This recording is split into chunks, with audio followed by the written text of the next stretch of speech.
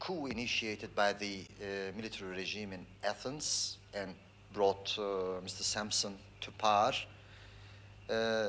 had heralded a new era of terrorism, massacres, and anarchy or chaos on the island, and we were sure that that would be the end of the independent state of Cyprus, a de facto enosis, even if the name were not to be uttered, and new massacres against the Turkish people. So we felt that if we didn't act in time, everything would have been lost, not only the freedom and safety of the Turks, but the whole state of Cyprus. So we had to do something about it immediately. But we didn't want to resort to military action. That's the reason why I went to Britain immediately after the coup.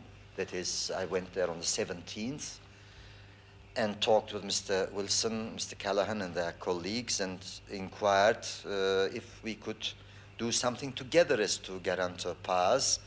Unfortunately, I couldn't receive a positive reply, and we didn't have any time to lose, so we acted. Were you bitter about the response you got in London from Mr. Wilson and Mr. Callaghan that they could not do anything? No, I had no right to be bitter. Of course, they had to make their own decision, but I thought that there would have been a greater chance, there might have been a greater chance of finding a more peaceful solution to the immediate issue before us, if we could have acted jointly.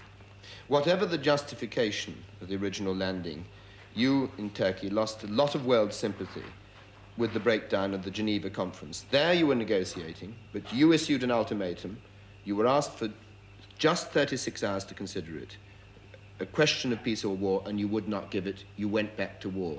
Yes. What remote justification was there for not giving the 36 hours? Well, we had several reasons and justifications. One is that even in the beginning of this second round of Geneva talks, we had told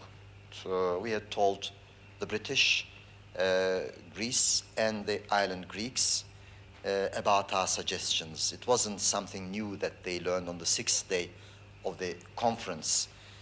And it was obvious that our proposal would not be acceptable to the Greeks.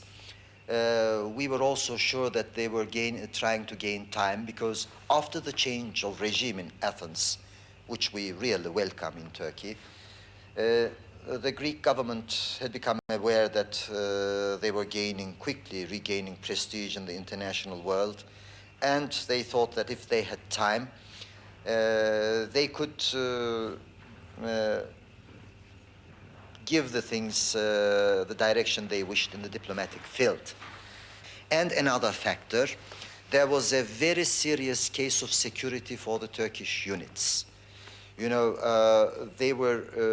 large units were squeezed in a very small part of the island, and they were exposed to all sorts of dangers. But you had complete military predominance. Yes, but squeezed and almost imprisoned to a small area.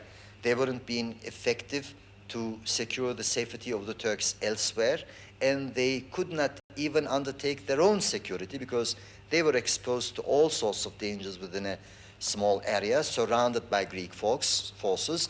But Prime Minister, 36 hours is 36 hours, and it's difficult to believe that that short period would have totally changed the military scene.